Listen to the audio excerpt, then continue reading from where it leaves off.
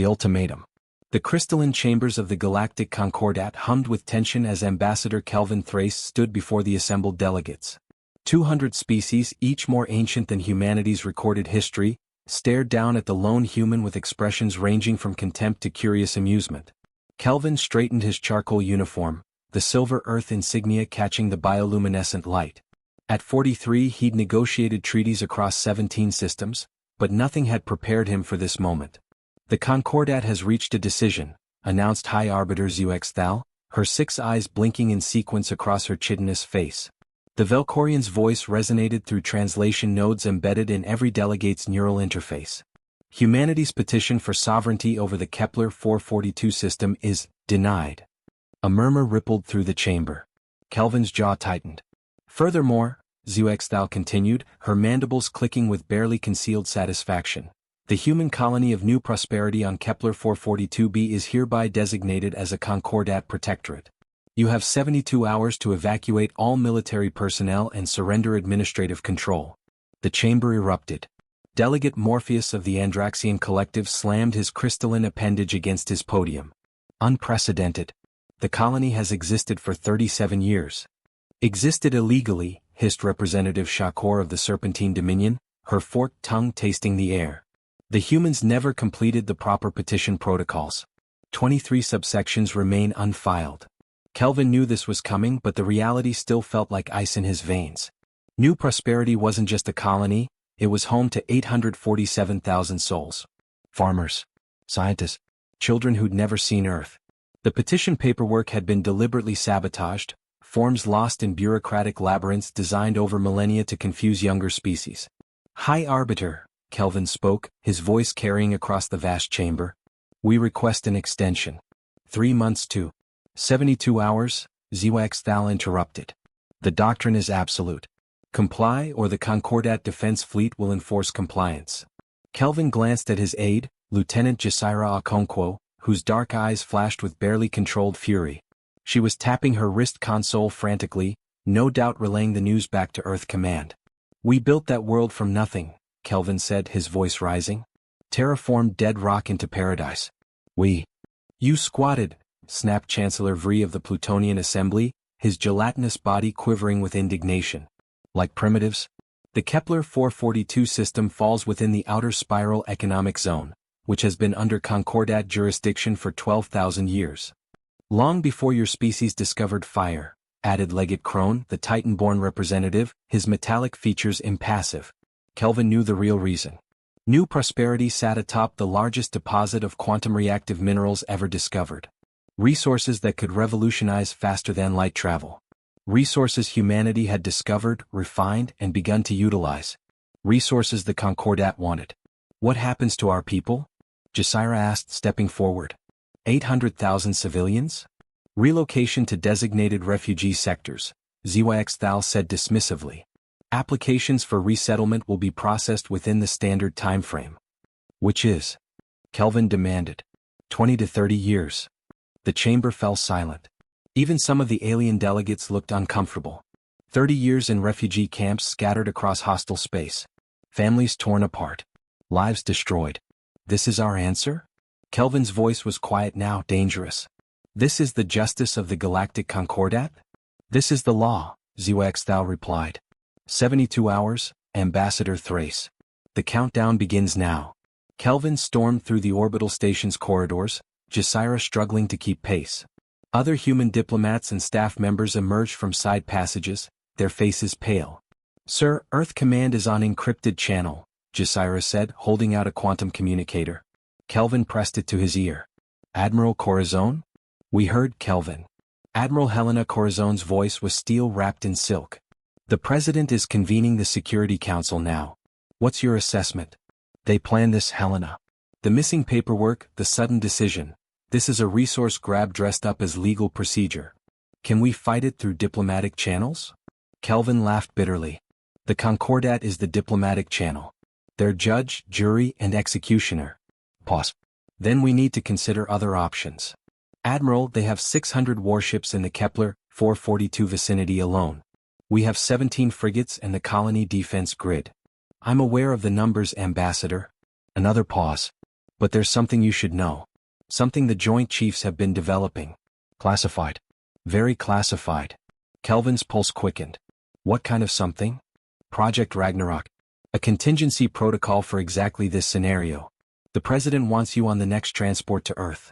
We're invoking the 72-Hour Doctrine. Our 72-Hour Doctrine? Yes. The one we wrote after Mars. The one that states, if humanity's sovereignty is threatened, if our people face genocide or forced displacement, we have 72 hours to respond with any and all means necessary. Kelvin felt his blood run cold and hot simultaneously. Helena, what exactly did we build? Something that'll make them regret ever looking at our corner of space. Get to Earth, Kelvin. And prepare for the galaxy to learn why predators shouldn't corner prey. The line went dead. Jasira stared at him. Sir? Kelvin looked out the viewport at the stars beyond, stars that humanity had reached for, colonized, and now would be forced to defend. Lieutenant, tell the crew to prepare for immediate departure. And send a message to New Prosperity. What message? Hold the line. We're coming. As their ship detached from the Concordat station and burned toward Earth, Kelvin Thrace wondered what humanity had become in its desperate reach for the stars, and whether the galaxy was ready for the answer. The countdown had begun. 72 hours. The architect. Earth gleamed blue and white below as Kelvin's shuttle descended through atmospheric shields that had protected humanity's homeworld for 3 generations. The sprawl of Greater Geneva stretched across what used to be Switzerland, France, and northern Italy, a single megacity housing Earth's unified government. Dr. Naomi Kessler waited at the landing pad, her silver hair pulled back severely, her augmented eyes reflecting the morning sun with an unnatural amber glow. At 68, she was the eldest member of humanity's Advanced Weapons Division. She was also, Kelvin had learned during the flight, the architect of Project Ragnarok. Ambassador Thrace. Her handshake was firm, her skin cool. I wish we were meeting under better circumstances. Doctor. Kelvin followed her into a maglev transport that shot through underground tubes at impossible speeds. Admiral Corazon said you'd brief me. The President wanted you to hear it from the source. Naomi's expression was unreadable. What do you know about the Mars evacuation? Kelvin frowned. 20 years ago, Concordat claimed Mars violated some ancient territorial agreement. Gave us 96 hours to evacuate. We complied. Lost everything we'd built over 60 years. We lost more than infrastructure, Naomi said quietly. 3,000 people died in the panic. Ships overcrowded. Life support failures. And the Concordat just watched. Enforced the timeline with cold precision. I remember. I was a junior attaché. Then you remember the lesson we learned? Compliance equals death. Maybe not immediate, but death of spirit. Death of sovereignty. She leaned forward. That day, a small group of us in the Military Science Division made a decision. Never again. If they ever came for another human world, we'd be ready. The transport slowed, descending into depths Kelvin couldn't fathom. Security checkpoints flashed past, quantum scanners, AI sentinels, armed guards in powered armor. Welcome to Site Prometheus, Naomi said as the doors opened. Kelvin stepped into controlled chaos. The facility was enormous, carved from Earth's mantle itself. Thousands of scientists and engineers worked at holographic displays showing designs and simulations that made Kelvin's head spin. But it was the center of the facility that drew his eye. A ship. No, calling it a ship was like calling a star a candle. It was 2 kilometers of midnight black hull, studded with weapon systems he didn't recognize and geometric patterns that seemed to hurt when looked at directly. Is that the USS Prometheus? Naomi confirmed. Humanity's first dreadnought. We built her in secret over 18 years using quantum reactive minerals from New Prosperity. Kelvin stared. How did you keep this hidden? Black budget. Shell corporations. Mining operations officially listed as failed ventures. The Concordat thinks we're technologically inferior. We encourage that belief. She smiled grimly. They think our fastest ships can barely break lightspeed. They're wrong. A younger woman approached, Captain Rhea Thornburg, according to her uniform. She couldn't have been more than 30, with sharp features and eyes that had seen combat. Ambassador. Captain Thornburg, Prometheus's commanding officer. At 30? Kelvin couldn't help asking. Rhea's smile was all teeth. I've been training for this ship since I was 18. Neural interface compatible. Tested at the 99th percentile for spatial reasoning and tactical adaptation. Plus, I really hate bullies. The captain grew up on Mars, Naomi added. Lost her parents in the evacuation. Ria's expression hardened. They told us compliance would save lives. It just made dying slower. Kelvin understood. Show me what she can do. They entered the ship through an airlock that scanned them on molecular levels. Inside, the Prometheus was unlike any human vessel Kelvin had seen. Organic curves met sharp angles. Holographic interfaces floated in air. The bridge was a sphere with a command throne suspended in its center. She's fast, Ria began, settling into the throne as neural cables extended to interface ports at the base of her skull. We've achieved speeds of light factor 37 in testing. Impossible, Kelvin breathed. Concordat cruisers top out at light factor 12. Concordat cruisers use gravitic drive systems we reverse-engineered and improved. But that's not what makes Prometheus special. Ria gestured, and a hologram appeared. A weapon system that looked like a miniature star. This is the Helios Array. Quantum reactive minerals allow us to create sustained fusion reactions and channel them as directed energy. Each pulse carries the equivalent of a 20 megaton nuclear device. Kelvin felt his mouth go dry. How many can you fire?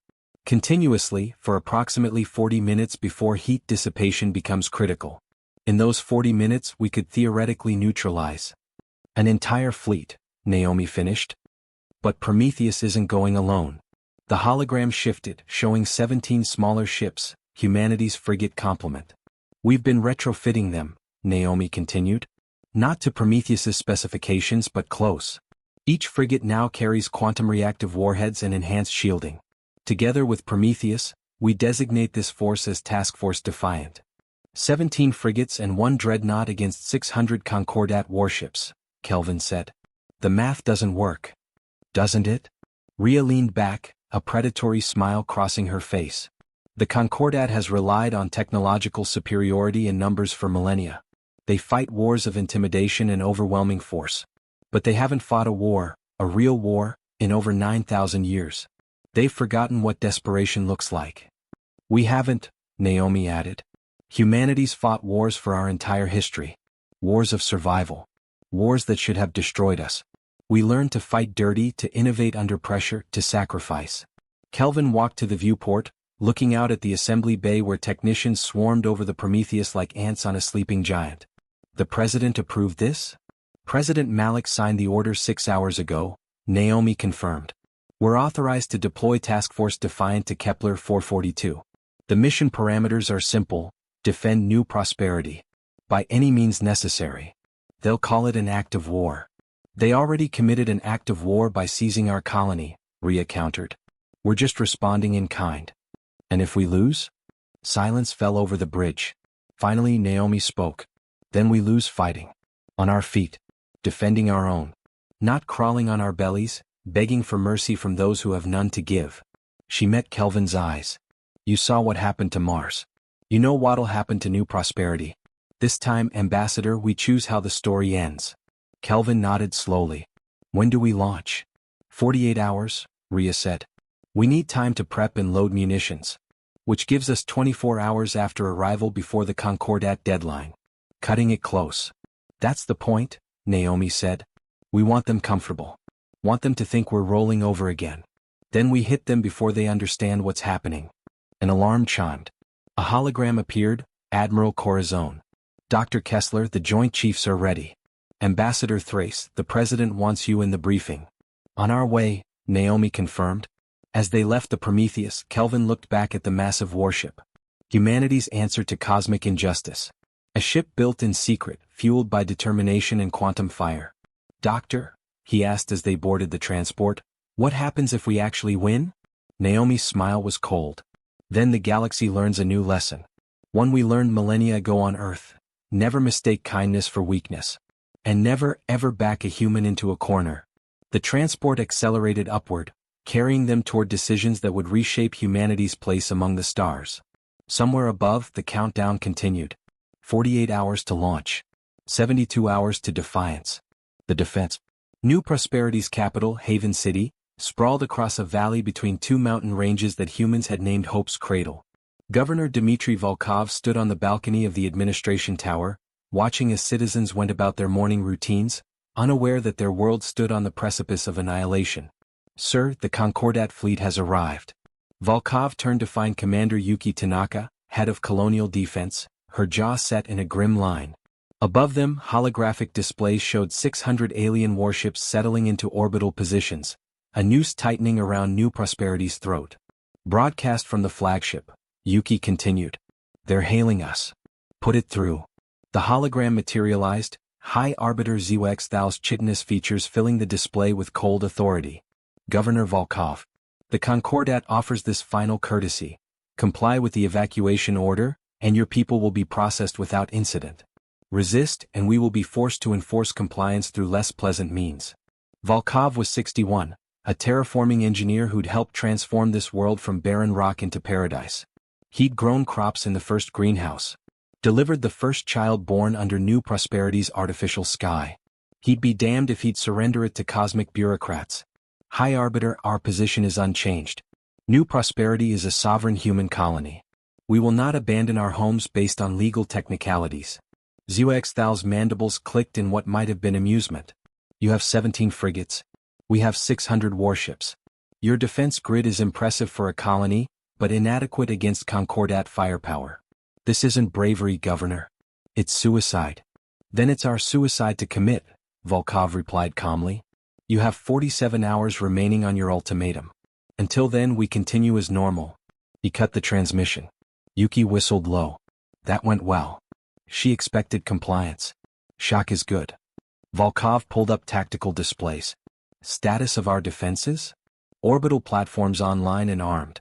Point defense lasers at maximum readiness. Ground-to-space missile batteries distributed across 6 continents. And our 17 frigates are in defensive formation around the colony. Against 600 ships. Against 600 ships, Yuki confirmed. Will last maybe 30 minutes if they attack seriously. But Command sent an encrypted message 6 hours ago. Admiral Corazon says to hold for 48 hours. Something about reinforcements. Volkov raised an eyebrow. Reinforcements? From where? Earth's entire fleet couldn't match this armada. The message was flagged with a code designation, Project Ragnarok. Meaning? No idea, sir. But if Helena Corazon says hold for 48 hours, I believe her. Volkov nodded. Admiral Corazon had commanded humanity's defense forces for 12 years, a veteran of the Mars evacuation who'd sworn never to lose another human world. Then we hold. Evacuate non-essential personnel to the southern continent shelters. Rotate defense crews on 4-hour shifts. And Yuki? Sir? Tell the frigate captains to be smart. If the Concordat attacks before reinforcements arrive, their job is to survive long enough to make a difference when they do. Captain Marcus Webb commanded the USS Defiant, one of 17 frigates standing between New Prosperity and Oblivion. At 45, he'd served in space for 23 years, but nothing had prepared him for staring down 600 alien warships. Con sensors. Concordat fleet is deploying boarding shuttles. Marcus studied the tactical display. Dozens of small craft detaching from the alien vessels, heading for New Prosperity's orbital stations. They're not waiting for the deadline, his XO Lieutenant Chen observed. Testing our resolve, Marcus replied. Weapons target those shuttles. Fire warning shots across their approach vectors. The Defiant's pulse cannons spat coherent light. The shots deliberately missed, burning past the shuttles in clear warning. The shuttles altered course, retreating. Incoming transmission from Concordat flagship, communications reported. A new alien appeared on screen, Legate Crone, the Titan-born representative from the council session. His metallic features were unreadable. Captain Webb, you fired on Concordat vessels. I fired past them. This is your warning, approach our orbital infrastructure again, and the next shots won't miss. You threaten us with 17 ships? I defend my people with 17 ships. Your move, Legate.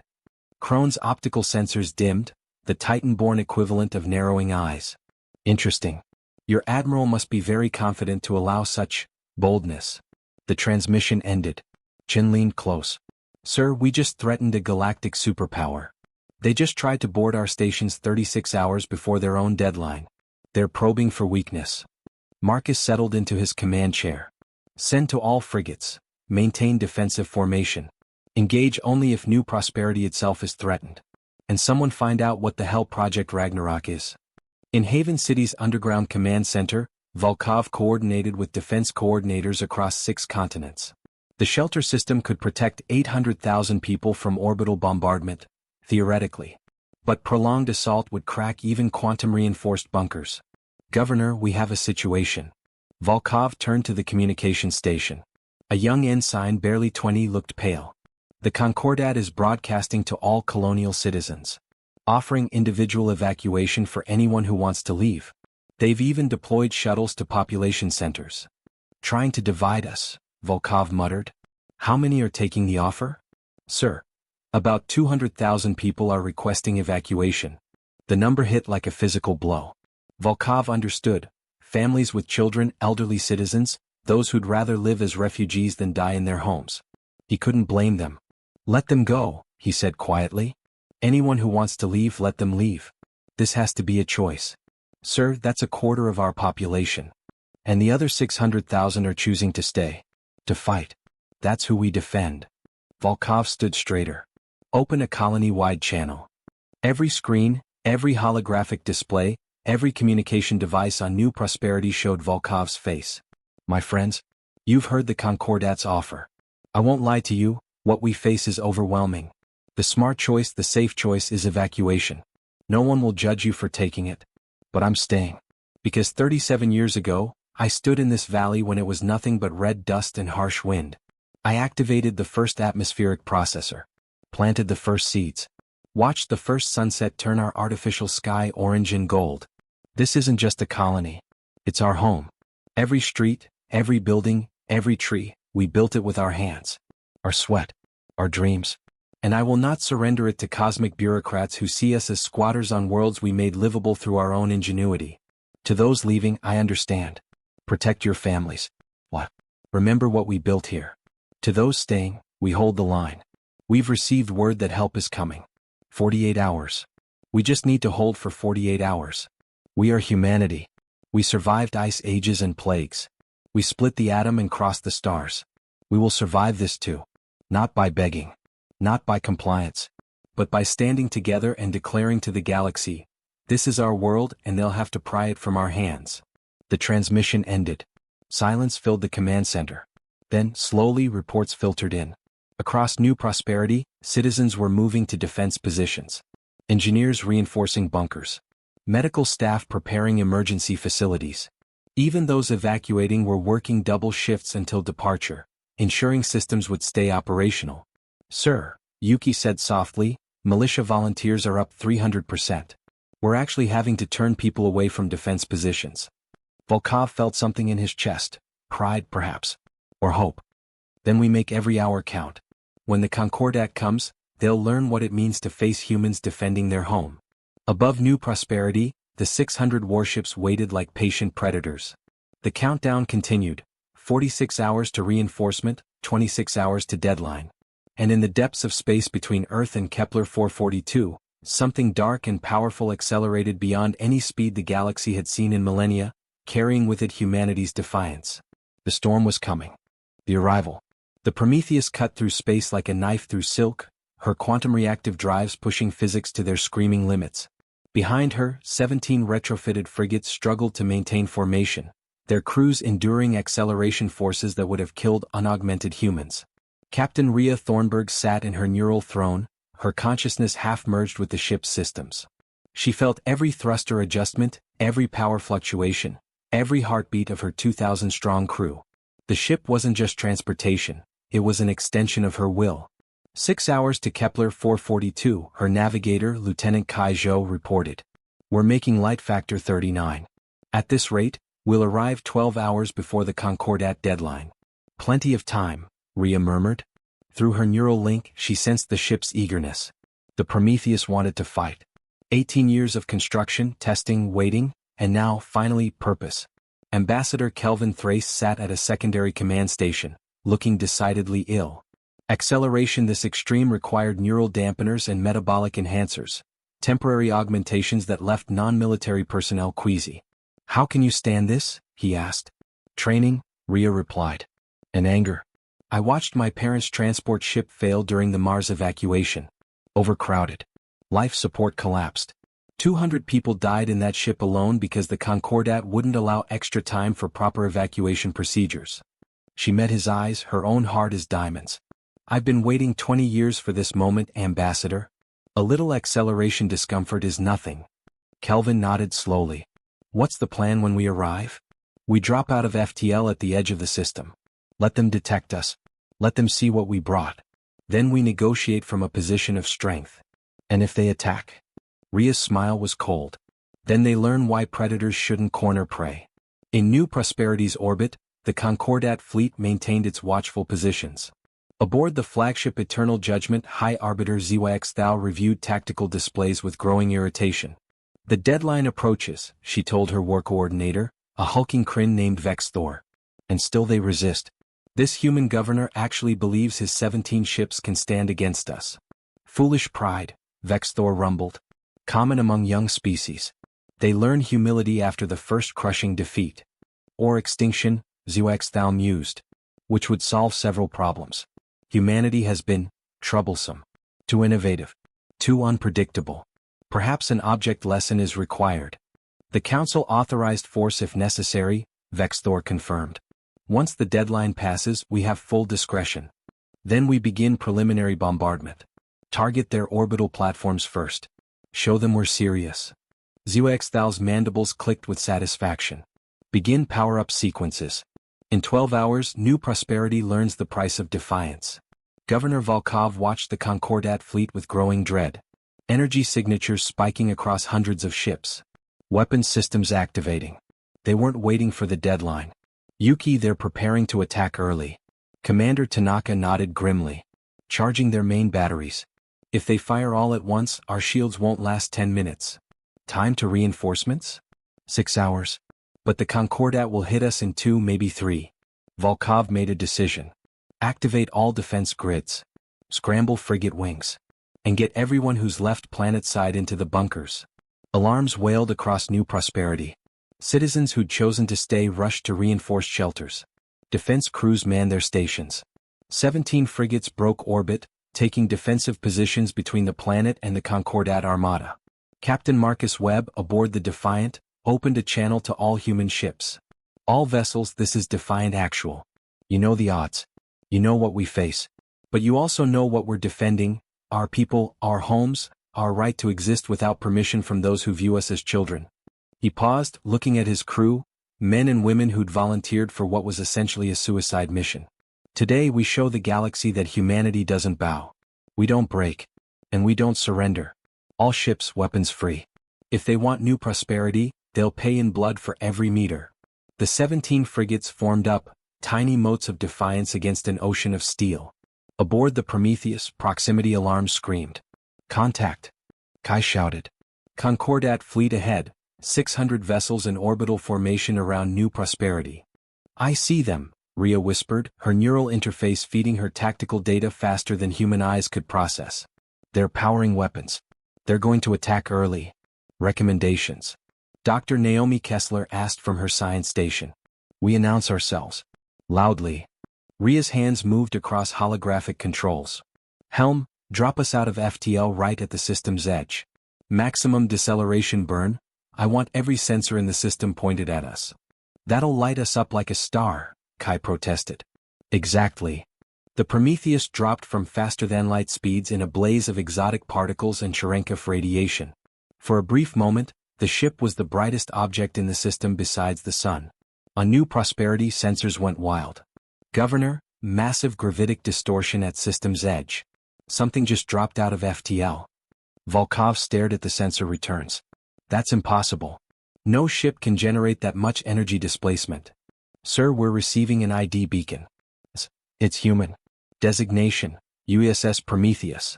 Along with 17 escort vessels. 18 ships. Volkov felt hope warring with despair. Against 600? Sir, the energy signature from that lead ship. It's reading at levels equivalent to a Concordat battlecruiser. But the configuration is unknown. Yuki leaned over the display. That's not a battlecruiser. That's something new. Aboard the Eternal Judgment, chaos erupted. High Arbiter. Unidentified vessel entering the system. Massive energy signature. Reading as impossible. Nothing that size should generate those power levels. Zwaxthal's 6 eyes widened. Identify. Signature matches, human origin. Transponder identifies as UESS Prometheus, Earth Registry. Escorted by 17 frigates. They sent reinforcements? Zeuxthal felt a flicker of concern. Tactical analysis? Vexthor studied the displays, his expression troubled. The escort frigates match known human configurations, upgraded but not dramatically. But the lead vessel, we have no analogous ship in our databases. Its power signature suggests weaponry far in excess of human capabilities. A bluff, Zeuxthal decided. They've rigged a cargo vessel to emit false readings. Trying to intimidate us. Shall we continue bombardment preparations? Zeuxthal hesitated. Something about that ship, but no. Humanity was young, technologically inferior. This was psychological warfare. Hail them. Let's hear their desperate plea for mercy. The hologram appeared, not a frightened diplomat, but a young human female in a military uniform, her eyes augmented with technology Zeuxthal didn't recognize. High Arbiter Zeuxthal. I'm Captain Rhea Thornburg of the United Earth Space Ship Prometheus. You are hereby ordered to power down your weapons and withdraw from New Prosperity Space immediately. Silence. Then Zeuxthal's laughter echoed through the bridge, a clicking, chittering sound. You order us? Child, we have 600 warships. You have 18. Withdraw or we will demonstrate the futility of your gesture. Rhea's smile was predatory. I was hoping you'd say that. Prometheus weapon systems bring the Helios array online. Target coordinates Delta 77. Fire a demonstration shot. Captain, are you? Kelvin started. Trust me. The Prometheus's main weapon, a construct of quantum reactive minerals and fusion containment fields, charged with a sound like reality tearing. Then it fired. A lance of incandescent fury crossed the space between the Prometheus and an empty region of space designated Delta 77. For 3 seconds, that section of space became a miniature sun. When it faded, every sensor in the system had been temporarily blinded by the energy release. When they cleared, Zeuxthal stared at her displays in horror. The shot had vaporized an asteroid roughly 6 kilometers in diameter, reduced it to component atoms in a heartbeat. The energy release was equivalent to 47 nuclear weapons detonating simultaneously. What was that? She whispered. Rhea's image smiled. That was a demonstration. One shot. At 40% power. Now shall we discuss your withdrawal? Or would you like to see what happens when we aim at your fleet? The galaxy, for the first time in millennia, felt fear of humanity. The standoff. The silence following the Prometheus's demonstration stretched like a wire-pulled taut. High Arbiter Zeuxthal stared at the dissipating energy cloud where an asteroid had existed moments before, her multiple brains struggling to process what her sensors reported. Analysis, she demanded, her voice lacking its usual authority. Vexthor's hulking form bent over tactical displays. The energy discharge was unprecedented. High Arbiter. No known weapon system in Concordat archives produces that level of destructive output from a single platform. If that ship directed such a weapon at our fleet, how many vessels would we lose? Conservative estimate? 40 to 60 ships per shot. And our analysis suggests they can fire continuously. Zeuxthal's mandibles clicked nervously. 600 ships suddenly seemed insufficient. Aboard the Prometheus, Rhea watched the Concordat fleet through tactical displays, reading their formations like a predator reading prey. They were pulling back, not retreating but creating distance. Uncertainty. Good. Captain, incoming transmission from the Concordat flagship, Communications Officer Sarah Winters reported. They want to negotiate. Put them through, Rhea commanded. Zeuxthal's hologram appeared, her composure recovered but her eyes cautious. Captain Thornburg. Perhaps we were hasty. The Concordat is always willing to engage in diplomatic discourse before resorting to forceful measures. Funny, Rhea replied, her voice ice cold. 5 hours ago you told Governor Volkov that compliance was absolute. Now you want to talk. The arrival of your vessel changes the tactical landscape. Surely we can reach an accommodation that doesn't require unpleasantness. Ambassador Kelvin Thrace stood, moving into the hologram's view. High Arbiter. I'm authorized to offer the following terms. You withdraw your fleet from Kepler 442 space immediately. You formally recognize New Prosperity as a sovereign human colony. And you provide the completed petition paperwork that was mysteriously lost in your bureaucratic systems. Zeuxthal's eyes narrowed. In exchange for? We don't reduce your fleet to constituent atoms, Rhea interjected. Such hostility is unnecessary, Captain. The Concordat has maintained galactic peace for 12,000 years. We operate within established legal frameworks. Legal frameworks you manipulate to steal colonies built by younger species, Kelvin interrupted. We know about the others. The Vraxi colony on Deneb 7. The Corthan mining operation in the Horsehead Nebula. Always the same pattern: missing paperwork, sudden legal challenges, resource-rich worlds seized under protective administration. Xuexthal's composure cracked slightly. Those are internal Concordat matters. Not anymore, Rhea said. Because now there's a cost. You want to play galactic landlord? Fine. But when you try to evict humanity, we punch back. Hard. In New Prosperity's command center, Governor Volkov watched the exchange with growing hope. Beside him, Commander Yuki Tanaka grinned like a wolf. Sir, the Concordat fleet is reorganizing. Moving into a defensive formation. They're scared, Volkov breathed. They're actually scared of us. One ship did this, Yuki marveled. One ship changed the entire calculation. On the surface, citizens emerged from bunkers to watch the sky, where 17 human frigates now flew in formation with the massive Prometheus, facing down an alien armada that had suddenly lost its nerve. Aboard the Eternal Judgment, Xuexthal conferred with her war coordinator. We still outnumber them significantly, Vexthor rumbled. One ship, regardless of firepower, cannot engage 600 vessels simultaneously. Can't it? Xuexthal pulled up combat simulations. Our ships are designed for overwhelming force doctrine, maximum intimidation, minimal actual combat. We haven't fought a peer-level conflict in 9 millennia. How many of our crews have actual battle experience? Vexthor was silent. Exactly. Meanwhile, humans have been fighting each other for their entire evolutionary history. They know war intimately. She studied the Prometheus on her displays, a ship that shouldn't exist, built by a species the Concordat had dismissed as technologically primitive. We underestimated them. So we withdraw? We negotiate. By time. Contact Concordat High Command. This situation requires authority beyond my pay grade. Back on the Prometheus, Dr. Naomi Kessler monitored communications intercepts. They're calling home. The High Arbiter doesn't have authority to make concessions this large. How long until High Command responds? Kelvin asked. At their fastest communication speeds? 6 hours minimum. Probably 12. Rhea considered. Then we use the time wisely. Helm, take us into New Prosperity orbit. Slow approach, weapons hot but not targeting anyone specifically. Let's visit the colony we came to defend.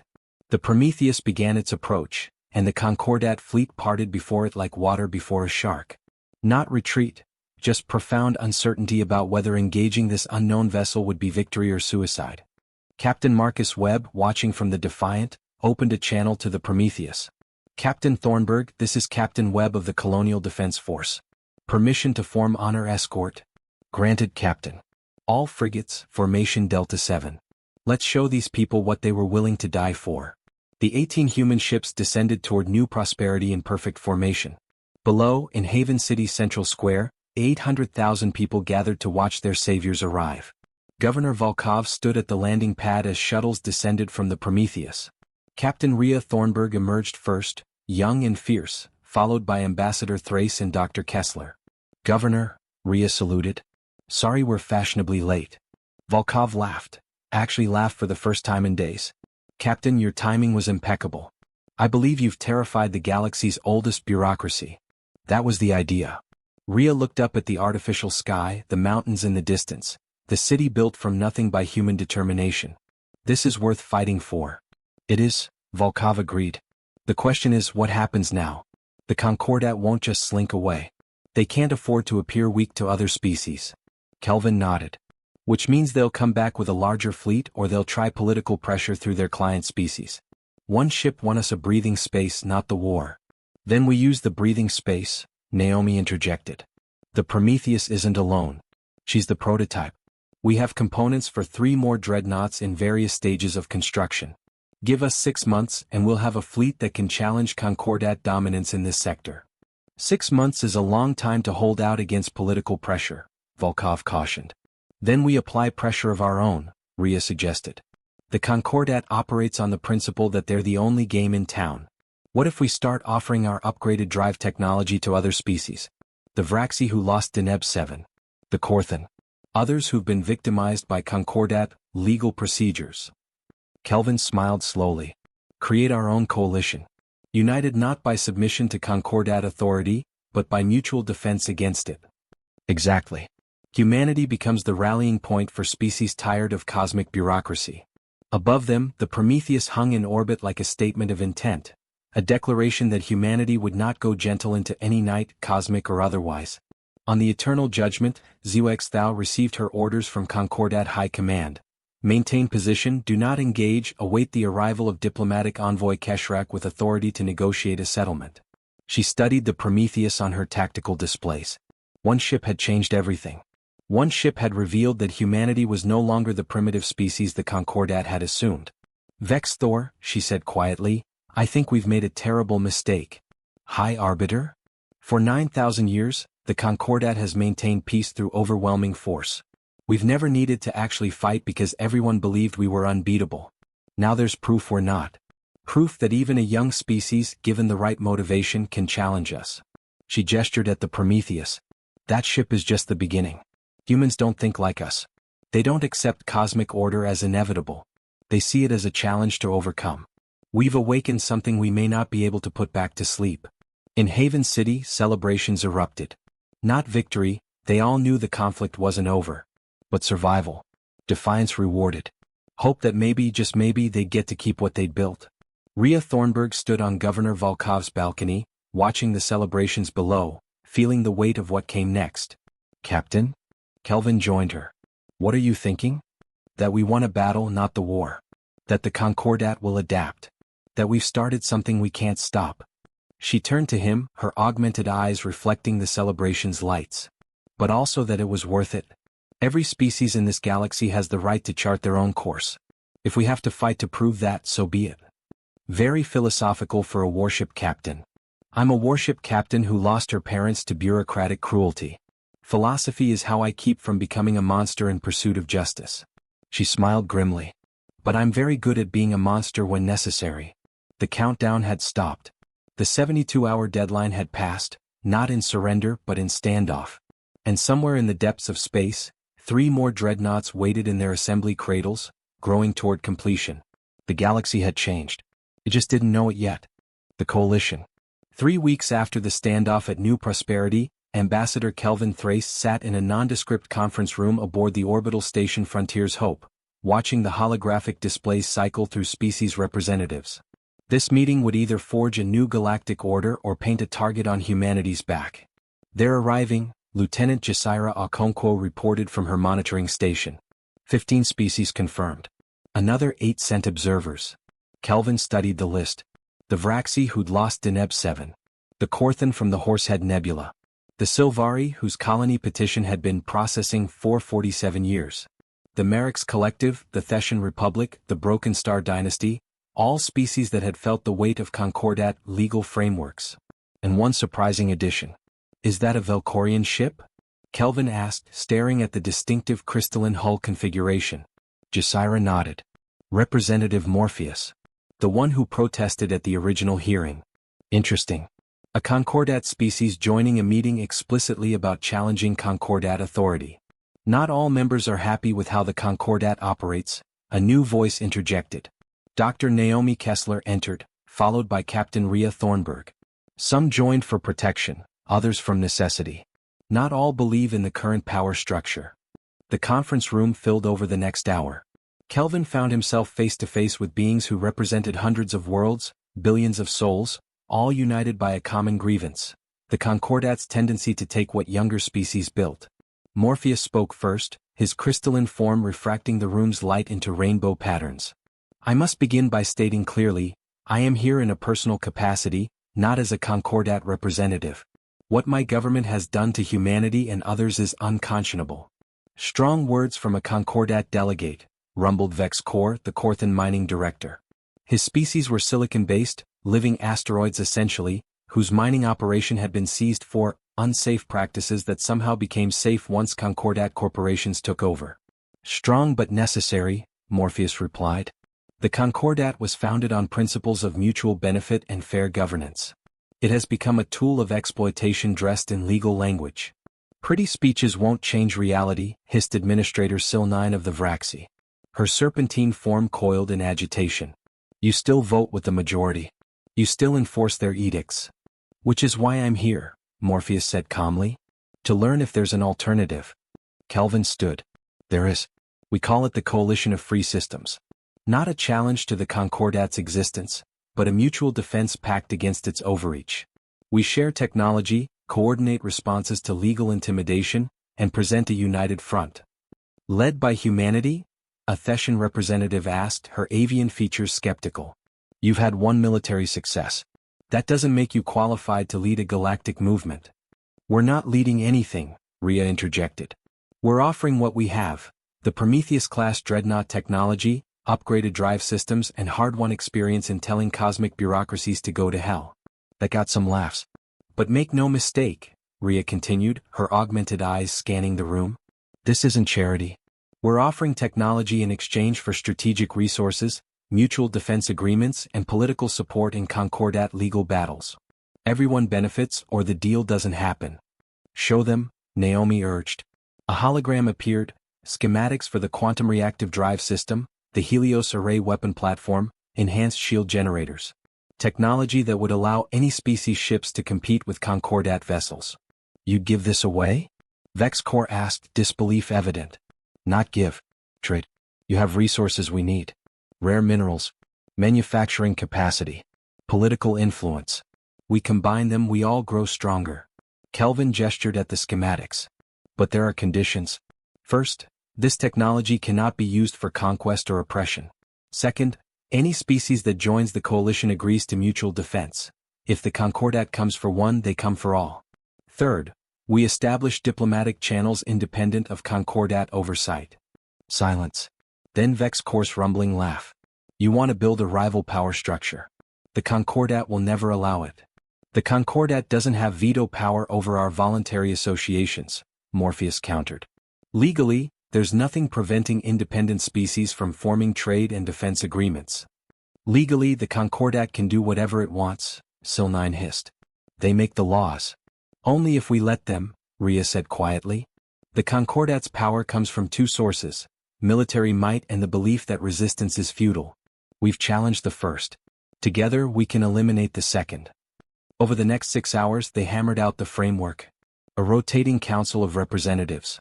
Technology sharing protocols. Mutual defense triggers. Economic cooperation agreements. By the end, 14 species had signed on. 8 observers committed to bringing the proposal to their governments. And Morpheus, representing perhaps a crack in the Concordat's monolithic facade, signed as well. This will make waves, he said as he prepared to depart. The Concordat won't ignore this. Good, Rhea replied. We're done being ignored. On the Concordat homeworld of Ellis Prime, High Counselor Thexvar reviewed intelligence reports with growing alarm. A Velcorian had attended an anti-Concordat meeting. 14 species had formed a mutual defense pact. And at the center of it all, humanity was distributing weapons technology. This is unprecedented, Thexvar's security chief, a Kryn named Morthak, reported. Species this young don't coordinate. They compete for Concordat favor.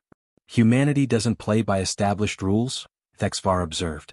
The High Counselor was old even by Concordat standards. 900 years of political maneuvering had taught him to recognize genuine threats. They've weaponized grievance. Turned our legal framework into a recruiting tool. Shall we move against them? With what? 600 ships couldn't intimidate one human dreadnought. If we attack now, we validate their narrative that we're oppressors. Every species on the fence jumps to their side.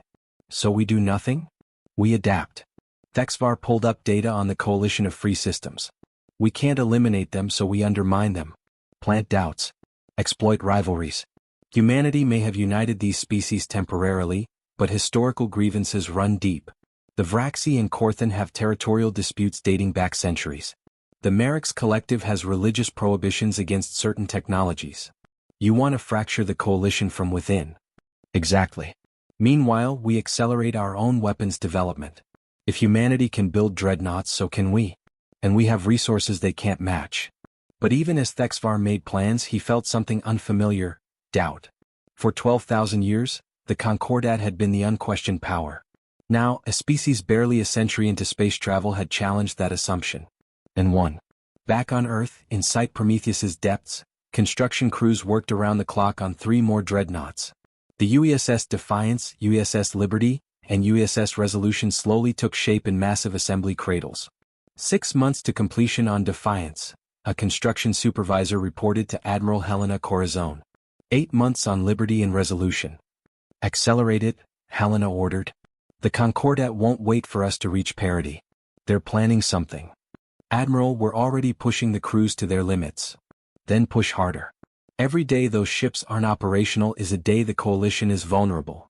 She looked at the holographic display showing New Prosperity, where the Prometheus maintained its vigil. 1 ship holding back an empire. But 1 ship was insufficient for what was coming. Give me President Malik. It's time to discuss full war mobilization. On New Prosperity, life had returned to a strange new normal. Citizens went about their routines, but with an underlying awareness that they lived on the edge of history. The Concordat fleet had withdrawn to the outer system, not gone but not threatening immediate action. Governor Volkov stood in his office, reviewing economic reports. Coalition membership had brought trade agreements, technology transfers, and skilled immigrants from species tired of Concordat restrictions. New Prosperity's population had grown by 40,000 in 3 weeks. Sir, incoming message from Captain Thornburg. Ria's hologram appeared. Governor, we've detected increased military traffic in adjacent systems. The Concordat is repositioning assets. Building up forces. For another attempt at New Prosperity? Probably. Or they're preparing to hit coalition members in less defensible positions. We can't be everywhere. Then we need those other dreadnoughts operational. Agreed. I'm recommending we establish coalition defense stations at strategic choke points. Shared cost, shared protection. Volkov nodded. I'll bring it to the Coalition Council. Ria, do you think this works? Long term? Honestly? I don't know. We've started something unprecedented, younger species challenging established order. Either we succeed and reshape galactic politics, or we fail and become a cautionary tale. No pressure then. Ria smiled grimly. We're humanity, Governor. Pressure is where we thrive.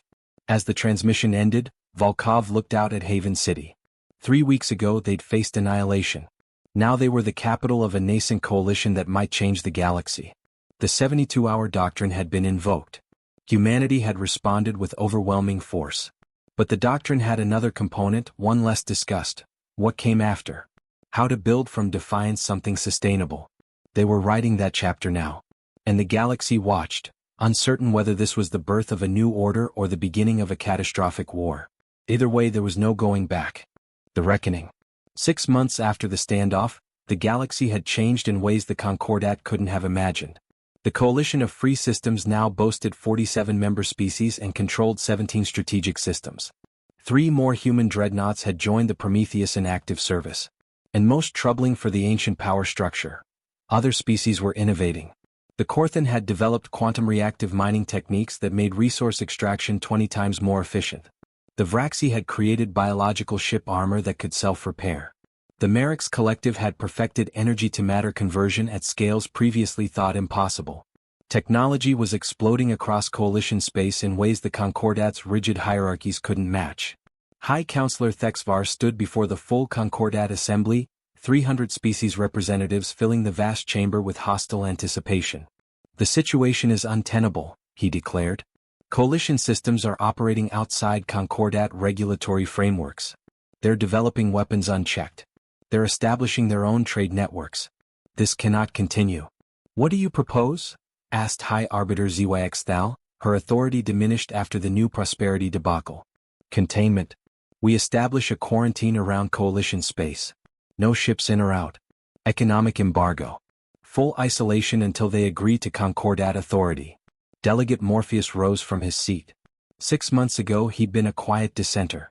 Now he'd become a vocal advocate for reform. Counselor, with respect, that strategy failed with humanity.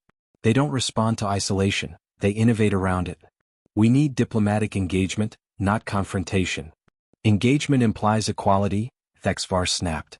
The Concordat does not negotiate with rebellious children. Those children have 4 dreadnoughts and 47 allied systems, Morpheus countered. Perhaps it's time to acknowledge reality. The chamber erupted in argument. The Concordat was fracturing along ideological lines. Hardliners who wanted military action versus reformers who saw the coalition as an opportunity to modernize antiquated systems. Aboard the USS Defiance, the second-produced dreadnought, Captain Marcus Webb monitored the situation from Coalition Space's edge. His ship patrolled the border between Coalition and Concordat territories, a visible deterrent against aggression. Con sensors. Multiple Concordat vessels approaching the border. Designation, Enforcement Squadron. 40 ships. Marcus studied the tactical display. Not enough ships to threaten a dreadnought, but enough to make a statement. Hail them. A Concordat commander appeared, a Titan-born named Crixval. Captain Webb.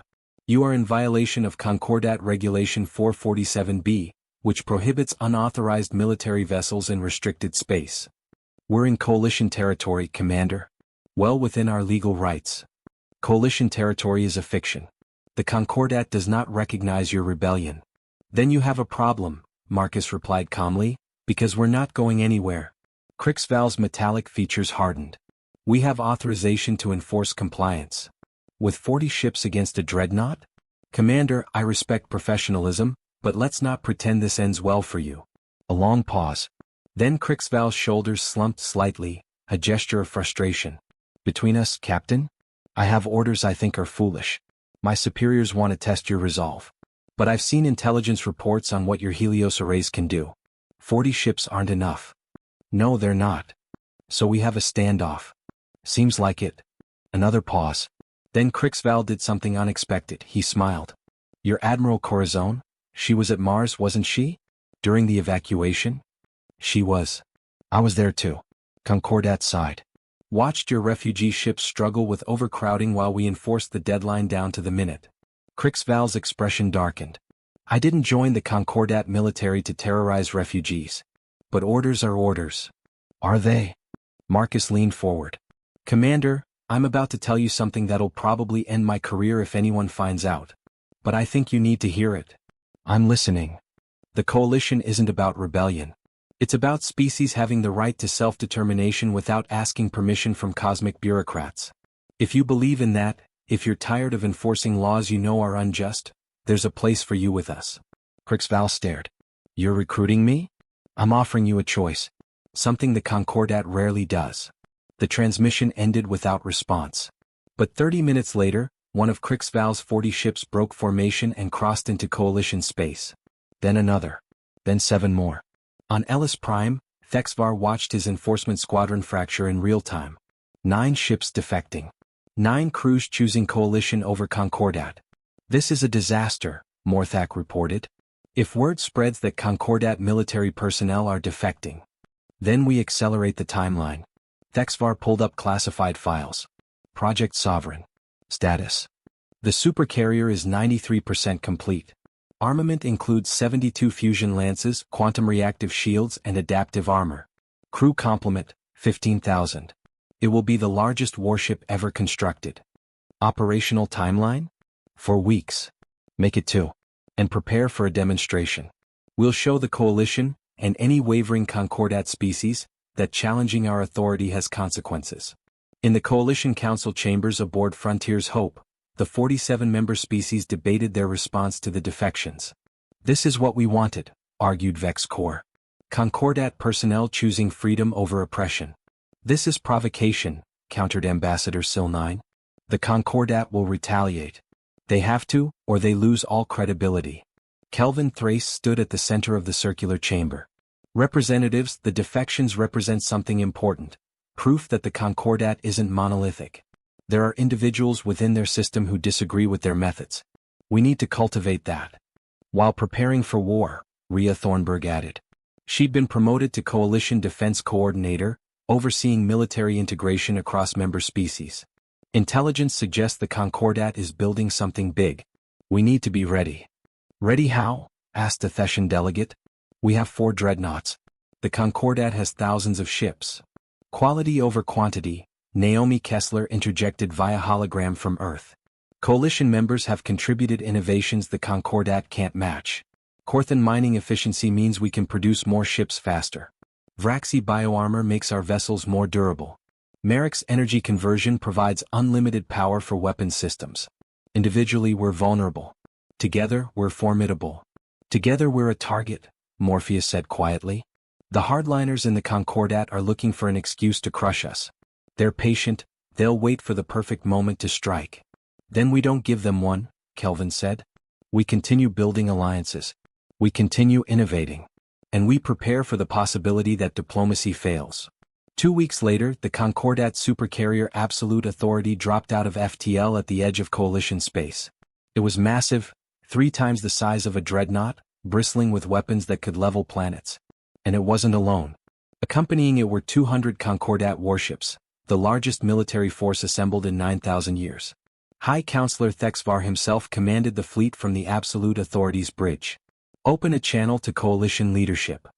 When the hologram connected, Thexvar found himself facing not just Kelvin Thrace, but representatives from all 47 Coalition species, plus the 4 human dreadnought captains. Coalition representatives. You have operated outside Concordat authority long enough. Dissolve your unlawful alliance immediately or face consequences. And those consequences are? Kelvin asked calmly. We will target one Coalition system, to be selected by you. You have 12 hours to choose which of your member worlds we destroy as an example. Choose wisely. The transmission ended. In the Coalition Council chamber, silence reigned. They're bluffing, someone said. They're not, Morpheus replied, his crystalline form dim with sorrow. I know Thexvar. He's playing for total victory.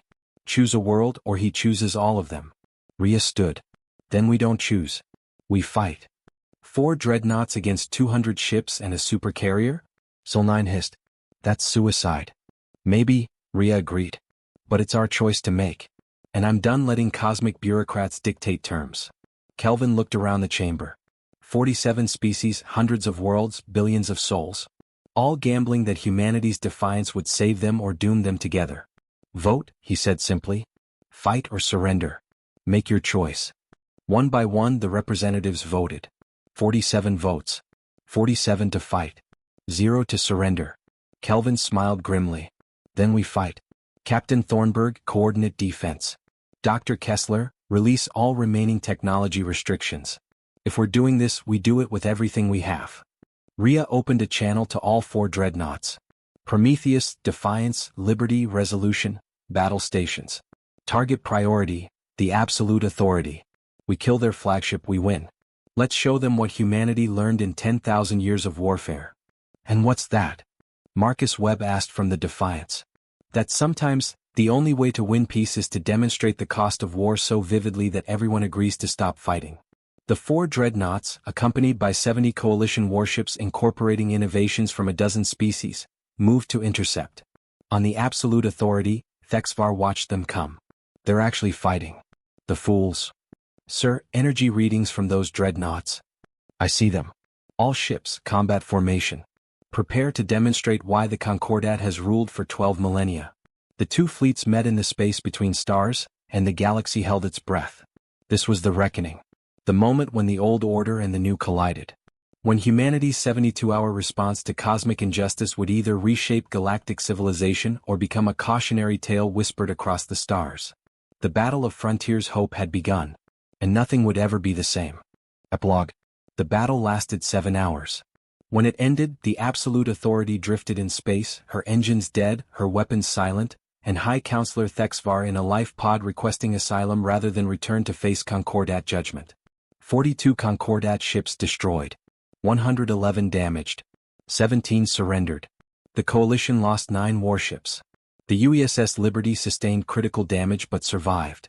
Total casualties. 16,000 Concordat, 4,000 Coalition. It was brutal.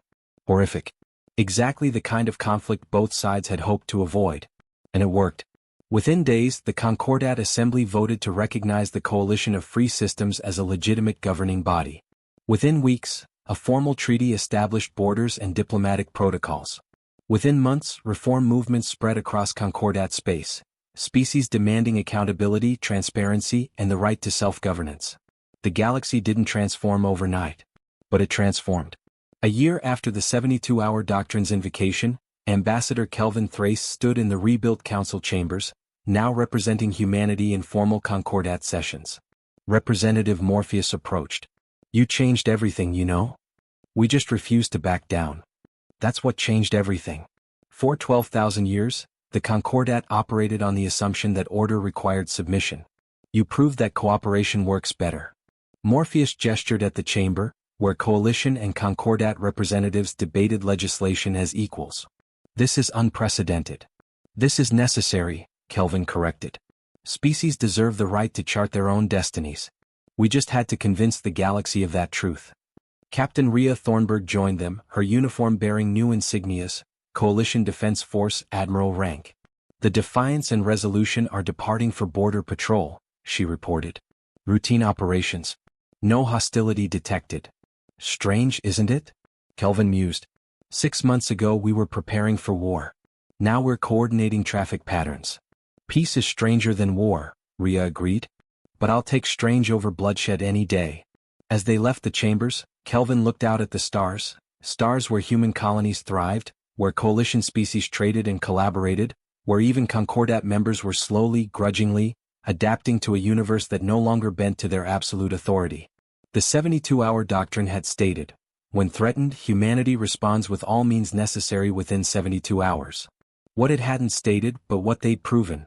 Sometimes the most necessary response isn't destruction, but determination. Not violence, but the simple, stubborn refusal to accept cosmic injustice as inevitable. Humanity had taught the galaxy a lesson. And the galaxy reluctantly had learned.